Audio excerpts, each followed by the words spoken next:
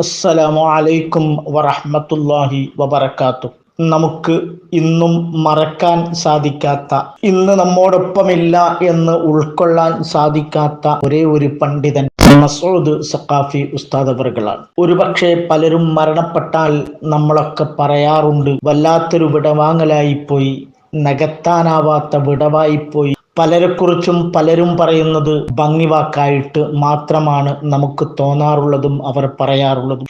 എന്നാൽ മസ്ഊദ് സഖാഫി ഉസ്താദിനെ സംബന്ധിച്ചിടത്തോളം നമുക്ക് ആ വിടവ് നികത്താൻ ഇതുവരെ സാധിച്ചിട്ടില്ല, അദ്ദേഹത്തിന്റെ മരണം നമുക്ക് ഉൾക്കൊള്ളാൻ സാധിച്ചിട്ടില്ല എന്ന് പറയുന്നത് നാം ഓരോരുത്തരും വളരെയേറെ ആത്മാർത്ഥതയോടുകൂടിയാണ്.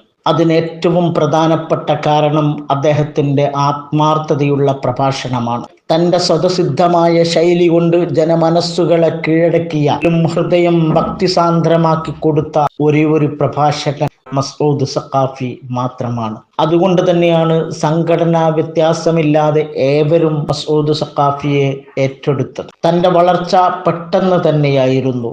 കുറഞ്ഞ കാലം മാത്രമാണ് ജീവിച്ചിരിക്കുകയുള്ളൂ എന്ന ബോധ്യമുള്ളതുപോലെ തന്റെ കൃത്യനിർവഹണം വളരെ പെട്ടെന്ന് തന്നെ പൂർത്തീകരിക്കുന്ന ഒരു സ്വഭാവക്കാരനായിരുന്നു മസ്ഊദ് സഖാഫി. ഒരു കാപട്യവുമില്ലാതെ പറയേണ്ട കാര്യങ്ങൾ പറയേണ്ടവരോട് മുഖത്ത് നോക്കി പറഞ്ഞ് അത് ജീവിതത്തിൽ പകർത്താൻ പ്രേരിപ്പിച്ച് അതിനായി ദുആ ചെയ്ത് പിരിയുന്ന ഒരു പണ്ഡിതനായിരുന്നു മസ്ഊദ് സഖാഫി. മസ്ഊദ് സഖാഫിയുടെ പ്രഭാഷണത്തിൽ ഏറ്റവും കൂടുതൽ അദ്ദേഹം പരാമർശിച്ച വിഷയം മരണത്തെക്കുറിച്ചായിരിക്കും എന്ന് തന്നെയാണ് എൻ്റെ വിശ്വാസം. അദ്ദേഹം പറയുന്ന ഓരോ വിഷയങ്ങളും മനസ്സുകൾക്കുള്ളിലേക്ക് ആഴ്ന്നിറങ്ങി ഇനിയെങ്കിലും നന്നാവണം എന്ന് ചിന്തയില്ലാത്ത ഒരാളും അദ്ദേഹത്തിന്റെ പ്രഭാഷണ സദസ്സിൽ നിന്ന് ഇറങ്ങിപ്പോയിട്ടുണ്ടാവുകയില്ല. അത്രയും മനോഹരമായ ഘനഗാംഭീര്യമുള്ള അർത്ഥവത്തായ പ്രഭാഷണം മാത്രമാണ് അദ്ദേഹം നടത്താറുള്ളത്. ഒരു സെക്കൻഡ് പോലും പാഴ്വാക്കുകൾ അദ്ദേഹം പറഞ്ഞതായിട്ട് ശ്രദ്ധയിൽപ്പെട്ടിട്ടുമില്ല. ഉമ്മബാപ്പമാരെ കുറിച്ച് പറയുമ്പോൾ, റമദാനിനെ കുറിച്ച് പറയുമ്പോൾ, നിസ്കാരത്തെക്കുറിച്ച് പറയുമ്പോൾ, ഭാര്യാഭർത്തൃ ബന്ധത്തെക്കുറിച്ച് പറയുമ്പോൾ, അങ്ങനെ ഏതൊക്കെ വിഷയങ്ങളുണ്ടോ ആ വിഷയങ്ങളൊക്കെ സംസാരിക്കുമ്പോഴും അദ്ദേഹത്തിന്റെ കണ്ണ് നനയുകയും ആ കണ്ണ് നനയുമ്പോൾ കൂടെ നമ്മുടെ കണ്ണും നനയാതിരുന്നിട്ടില്ല. അദ്ദേഹത്തിന്റെ ഒരു പഴയകാല പ്രസംഗം നിങ്ങളെ കേൾപ്പിക്കാൻ ഞാൻ ആഗ്രഹിക്കുകയാണ്. നമുക്ക് കേൾക്കാം ഉസ്താദിനെ. ഇനി നമുക്ക് ഓർമ്മിക്കാൻ ഉസ്താദിൽ നിന്നുള്ളത് ഇതൊക്കെ തന്നെയാണ്. അതോടൊപ്പം ഈ വിശുദ്ധ റമദാനിൽ നമ്മുടെ പ്രാർത്ഥനകളിൽ ഉസ്താദിനെ മറക്കാതിരിക്കുകയും ചെയ്യാം. നിന്റെ മുഖത്ത് നോക്കിയിട്ട് ഉപ്പാസഭ്യം പറഞ്ഞില്ലല്ലോ, നിന്നെ തിരസ്കരിച്ചില്ലല്ലോ, നിന്നെ കൊട്ടയിലേക്ക് വലിച്ചെറിഞ്ഞില്ലല്ലോ, നിന്നെ കുറിച്ച് ഉമ്മയോട് പഴി പറഞ്ഞില്ലല്ലോ. സ്നേഹത്തോടെ നിന്റെ മുഖത്ത് ഉമ്മ വെച്ച് അതാ വളരെ സന്തോഷത്തോടെ ഉമ്മാക്ക് കൈമാറിയിട്ട് വളരെ സ്നേഹത്തോടെ ഉപ്പ കുപ്പായം വൃത്തിയാക്കുന്നു. ദേഷ്യത്തോടെ ഒരൊറ്റ വാക്കും പറഞ്ഞിട്ടില്ല.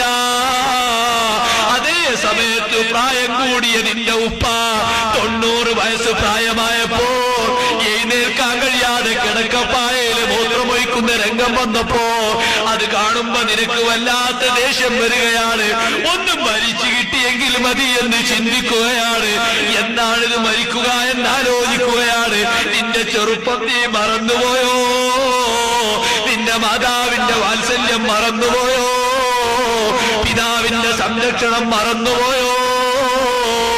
അതുകൊണ്ട് സഹോദരാ, ബാല്യകാലത്ത് എങ്ങനെയാണോ നീ നിനക്കവര് സ്നേഹം തന്നത്, തത്തുല്യമായ സ്നേഹം കൊടുക്കാൻ കഴിയില്ലെങ്കിലും ഒരു പരിധിവരെ നിന്റെ സുന്ദരമായ കൈ കൊണ്ട് നിന്റെ ഉമ്മാന്റെ ദേഹം മുഴുവനും നീ തേച്ച് കഴുകി വൃത്തിയാക്കിക്കോ. നിന്റെ ഉമ്മ കാഷ്ടിച്ചു വെച്ചതും നിന്റെ ഉമ്മ മൂത്രമൊഴിച്ചു വെച്ചതും അറുപ്പില്ലാതെ വെറുപ്പിന്റെ മനസ്സില്ലാതെ പ്രയോഗങ്ങളില്ലാതെ നീ അതൊക്കെ എടുത്തങ്ങ് വൃത്തിയാക്കിക്കോ. അപ്പയാണ് അല്ലാഹുവിന് പൊരുത്തപ്പെട്ടവനാകുക, അപ്പയാണ് മാതാവിന് പൊരുത്തപ്പെട്ടവനാകുക, അപ്പയാണ് പിതാവിന് പൊരുത്തപ്പെട്ടവനാകുക.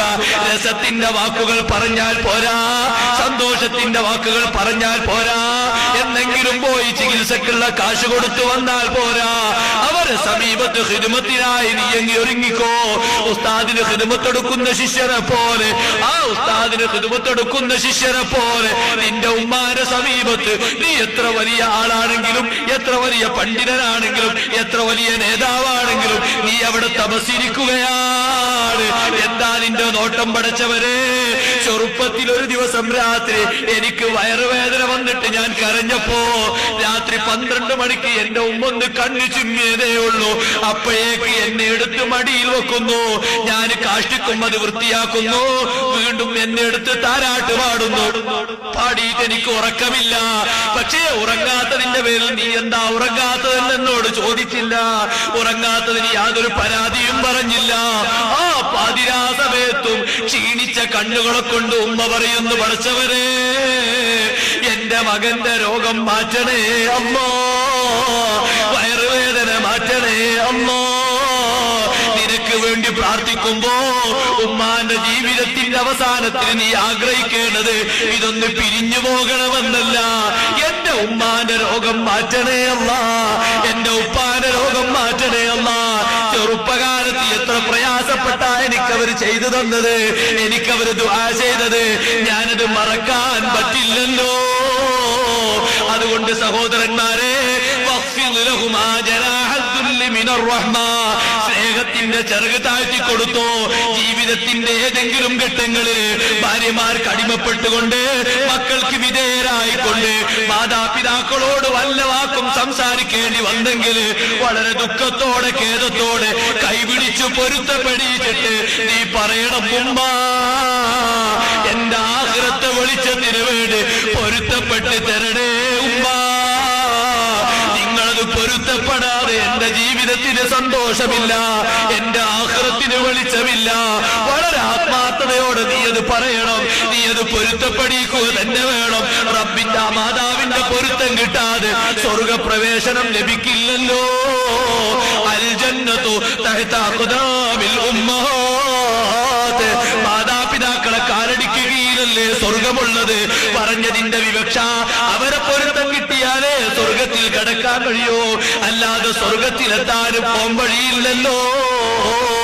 കലിമ ചൊല്ലാൻ വരെ അവരെ പൊരുത്തം കിട്ടണ്ടേ. അതുകൊണ്ട് സഹോദര, ജീവിതത്തിലെ പ്രയോഗങ്ങൾ ശ്രദ്ധിച്ചോ, ജീവിതത്തിലെ പ്രവർത്തനങ്ങൾ ശ്രദ്ധിച്ചോ. മാതാപിതാക്കൾ സുഖ സൗകര്യങ്ങൾ നീ നേടിക്കൊടുത്തോ. നീ ചിന്തിക്കേണ്ടത്, ഞാൻ വലിയ സുഖത്തിൽ ജീവിക്കുന്നവനാണെങ്കിലും എന്റെ മാതാവിന് സുഖം കുറഞ്ഞുകൂടാ, എന്റെ പിതാവിന് സുഖം കുറഞ്ഞുകൂടാ. അവരാണ് എന്റെ സുഖത്തിന് കാരണക്കാര്, അവരാണ് എന്റെ സൗകര്യത്തിന് കാരണക്കാര്. അവര് ഒരു നിലക്കും ബുദ്ധിമുട്ടിക്കൂടാ, അവർക്കൊരു പനി വന്നുകൂടാ, അവർക്കൊരു തലവേദന വന്നുകൂടാ, അവർക്കൊരു ക്ഷീണവും സംഭവിച്ചുകൂടാ.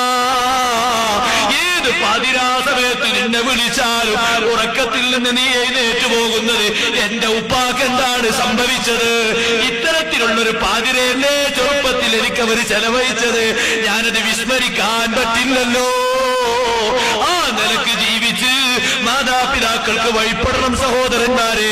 വലിയുപ്പമാരെ പഴിക്കരുത്, അവരെ ചീത്ത പറയരുത്, അവരെ മുഖത്ത് നോക്കിയിട്ട് കൊഞ്ഞനം കാട്ടി ചിരിക്കരുത്. പ്രായം കൂടിയതിന്റെ പേരിൽ പലതും പറയുമ്പോ കളിയാക്കരുത്. വളരെ സ്നേഹത്തോടെ പെരുമാറണം. അവരെ എല്ലാ സേവനങ്ങളും നമ്മൾ ചെയ്തു കൊടുക്കണം. ഞാനൊരു കാര്യം പറയട്ടെ, എന്നിട്ട് അവരെ നല്ല പൊരുത്തമുള്ളത് അത് കിട്ടിയിട്ട് റബ്ബിന്റെ അടുക്കൽ നമുക്ക് വിജയിക്കാൻ കഴിയണം. അപ്പോഴാണ് നമ്മൾ രക്ഷപ്പെടുക, അപ്പോഴാണ് നമ്മൾ ആഖിറത്തിൽ വെളിച്ചമുള്ളവരായി തീരുക. മാതാപിതാക്കളെ ഖിദ്മത്ത് നല്ലവണ്ണം നമ്മൾ ചെയ്തോളണം. അവരെ ഖിദ്മത്ത് നബി സല്ലല്ലാഹു അലൈഹി വസല്ലം തങ്ങൾ നിങ്ങൾ ചിന്തിച്ചു നോക്കൂ. അള്ളാഹുവിന്റെ ഹബീബിന്റെ ചെറുപ്പത്തിൽ തന്നെ അവിടുത്തെ മാതാവും പിതാവും നഷ്ടമായി. എന്നിട്ട് നബി സല്ലല്ലാഹു അലൈഹി വസല്ലം തങ്ങൾ അവിടുത്തെ പോറ്റുമ്മയെ ബഹുമാനിച്ചതിന്റെ ഉദാഹരണം മഹാന്മാരായ പണ്ഡിതന്മാർ രേഖപ്പെടുത്തുന്നത് കാണാം. അള്ളാഹുവിന്റെ ഹബീബ് ജിറാനത്ത് എന്ന സ്ഥലത്ത് ഒരു ദിവസം മാംസം ഇങ്ങനെ വിഹിതിച്ചുകൊണ്ടിരിക്കാൻ അപ്പൊ ഏതാ ഒരു പെണ്ണ് ഇങ്ങനെ കടന്നു വരുന്നു. നബി സല്ലല്ലാഹു അലൈഹി വസല്ലം തങ്ങൾ അടുത്തെത്തിയപ്പോ അള്ളാഹുവിന്റെ ഹബീബ് അവിടുത്തെ തലയിലിട്ട തട്ടം അങ്ങോട്ട് വിരിച്ചു കൊടുക്കുന്നു. തട്ടം വിരിച്ചു കൊടുക്കുന്നു. സഹാബത്തൊക്കെ നോക്കുന്നു, ഇതാരാണ്? ആ സമയത്ത് അബൂ തുഫൈൽ റളിയല്ലാഹു അൻഹു പറയുന്നു, ഞാൻ ചോദിച്ചു നബിയെ, ഇതാരാ വന്നത്? തങ്ങളെ തട്ടം എടുത്ത് വിരിച്ചു കൊടുത്ത് ആദരിക്കണമെങ്കിൽ അതൊരു പ്രത്യേക വനിതയാകണമല്ലോ. ആരാണത്? ആ സമയത്ത് പറയുന്നു, അതാരാണെന്നറിയുമോ? ഹിയ ഉമ്മീ അല്ലതീ അർളഅത്നി.